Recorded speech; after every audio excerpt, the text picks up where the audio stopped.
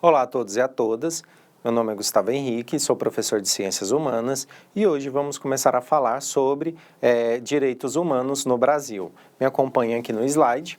Quando estamos falando de direitos humanos no Brasil, ainda há muito do que precisa ser trabalhado e mudado, porque existem diversos fatores e desafios na nossa sociedade. O primeiro, por exemplo, são inúmeras formas de desrespeitos existentes na nossa sociedade, em si com os próprios direitos humanos, esses desrespeitos podendo ser feitos tanto pelo sistema de governo como pelo Estado e empresas. Há uma resistência popular em aceitar os direitos e, em terceiro caso, também temos ameaças que as pessoas que são representantes e buscam lutar por esses direitos sofrem. Essas ameaças sendo de várias formas, podendo causar, seja assassinatos ou até mesmo que essas pessoas venham a ser silenciadas, caso que temos recentemente como a da Marielle Franco.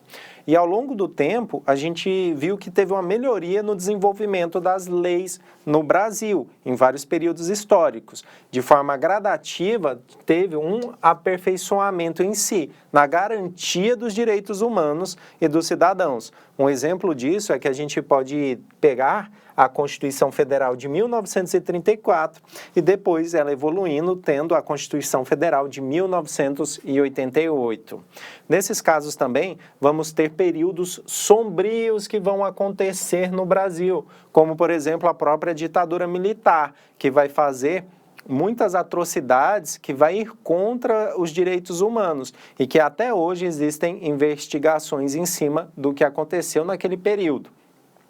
Vamos ter também problemas atuais voltados em relação à garantia dos direitos humanos no próprio território brasileiro. E a gente vê isso de várias formas acontecendo, sejam falhas de altas taxas de homicídios que acontecem em jovens moradores de periferias, principalmente negros, o abuso policial que acontece, execuções cometidas, seja pelo sistema de miliciano ou pelo próprio sistema policial, o falho sistema prisional que existe, entre outras coisas, tá? Até mesmo um exemplo de corrupções que tem no nosso sistema governamental e a desigualdade social, a violência contra a mulher e trabalhos em situações análogas à escravidão. Então, para resumir, quando falamos de direitos humanos, estamos trazendo o quê? Características de categorias de direitos básicos e inalienáveis. Também, os direitos humanos, eles buscam garantir esses direitos básicos a toda a espécie humana. E as primeiras formas de reconhecimento que vamos ter desse direito, eles estão na Revolução Americana e na Revolução Francesa. Foram oficializados no século XX, lá na ONU, por conta da Declaração Universal dos Direitos Humanos, que ela surgiu devido ao final da Segunda Guerra Mundial e às atrocidades da mesma. E também temos os direitos humanos com o objetivo de garantir esses direitos fundamentais. Quais são esses direitos fundamentais? Direito à vida, direito à liberdade, direito à saúde e à segurança das pessoas, bem como direito à defesa ao justo julgamento, principalmente de quem é acusado de um crime.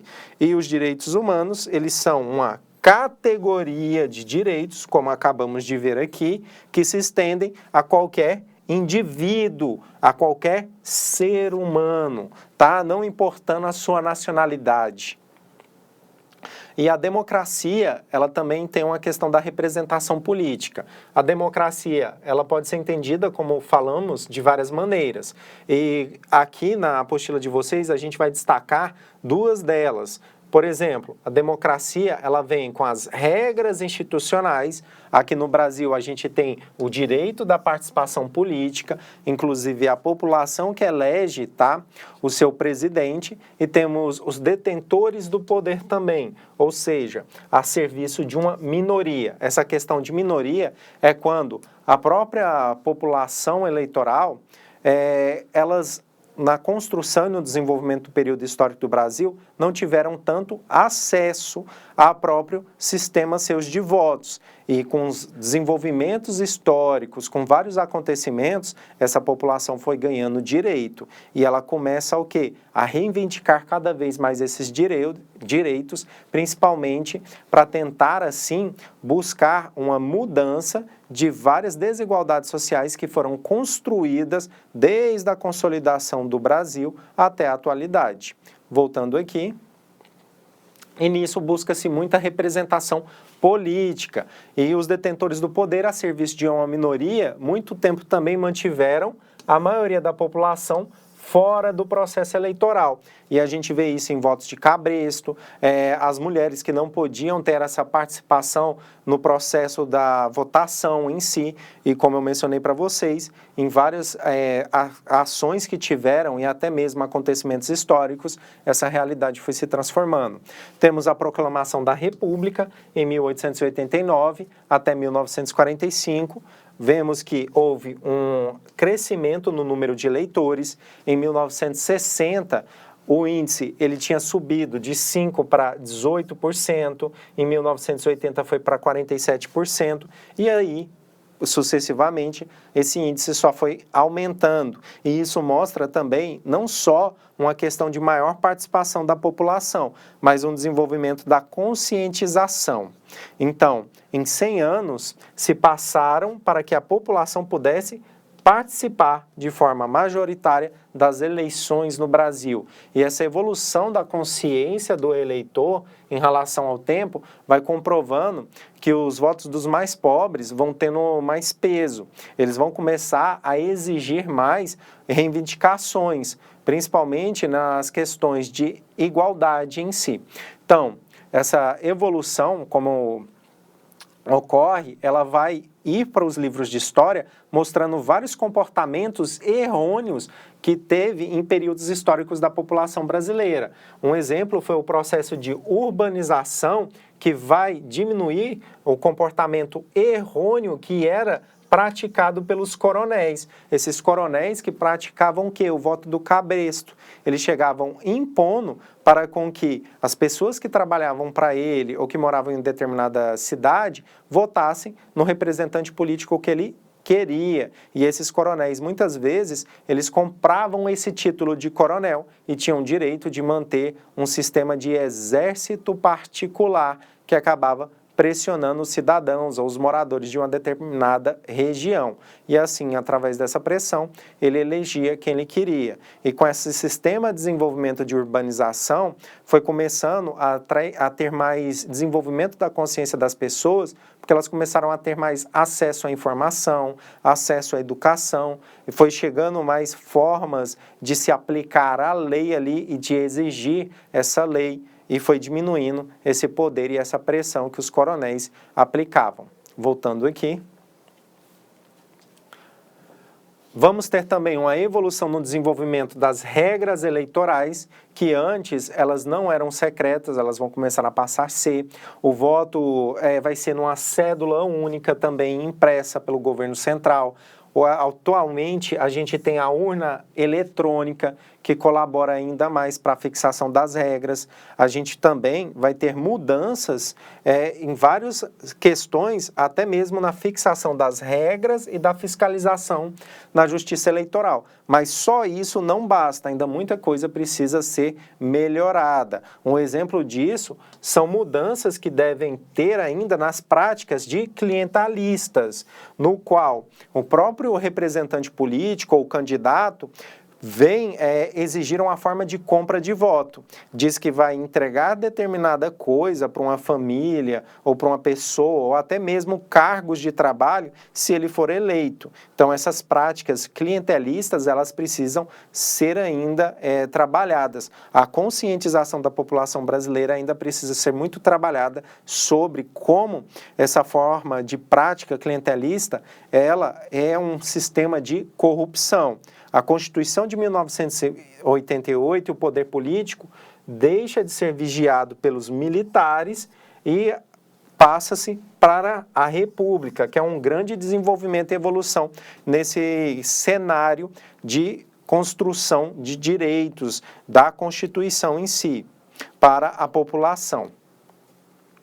E a luta por direitos civis e políticos e sociais até hoje continua. Vemos muitas delas nos movimentos, sejam movimentos dos trabalhadores ou movimentos estudantis, entre outros, e da própria sociedade em si. Então, as lutas elas vão sempre ser desenvolvidas ou ser reprimidas. E no caso dos movimentos sociais, o Estado ele pode ter ou uma questão de parceria ou uma questão de confronto. Parceria, ele encontra-se o seu erro ou vê que aquela reivindicação é necessária, associa-se com aquele movimento social para buscar uma mudança. A de confronto é justamente quando não quer fazer essa alteração e muitas vezes esses movimentos sociais, eles vão ter um embate com alguma força policial, com alguma força de represália ou com algum representante político. Voltando aqui para o slide. A maior participação institucional que temos nas decisões políticas foi uma conquista da própria população, que se mobiliza sempre de forma organizada para fazer uma pressão e exigir das instituições para que assim tenha-se as suas demandas ouvidas e concretizadas. Então, nisso, a gente pode falar que no Brasil existem muitas leis que geram direitos. Porém, esses direitos, com frequência, eles não são garantidos. Nisso, a gente tem uma ideia de direito formal e direito em prática, tá? O direito formal é aquele que, literalmente, está na lei, está nas regras. O direito em prática é aquele que é praticado e outros não. Então, precisa-se ter uma conscientização também para que o próprio indivíduo, o próprio cidadão, ele saiba dos seus direitos, para que, assim, ele possa cada vez mais exigir. E se caso algum representante político ou alguma instituição venha a descumprir com as regras do Estado, o próprio cidadão está ali capaz de fazer essa exigência e demonstrar aquela falha. Voltando aqui para o slide. E a democracia no Brasil é algo ainda muito recente comparando a outras nacionalidades. Como mencionamos, existe muito problemas ainda nas questões de fazer-se aplicar e cumprir as leis e as regras, e a gente precisa também, nós, como indivíduos da sociedade, precisamos também estar fazendo a nossa parte. Então, esse sistema democrático no Brasil, ele vai continuar ainda crescendo, essas regras institucionais, as eleições e o exercício, elas vão ser cada vez mais ampliadas para possibilitar tanto a participação da população como os movimentos sociais sendo cada vez mais ouvidos e tendo sua participação também, e ainda continua-se tendo liberdade para a luta de manutenção dos direitos fundamentais, como o direito a ter uma moradia própria, direito à saúde, à educação, entre outras, tá? E a gente tem que lutar justamente por isso, para que o nosso próprio sistema democrático ele não venha a ser desconstruído e para que você, como cidadão, não venha a perder os seus próprios direitos. Terminamos nossa aula por aqui.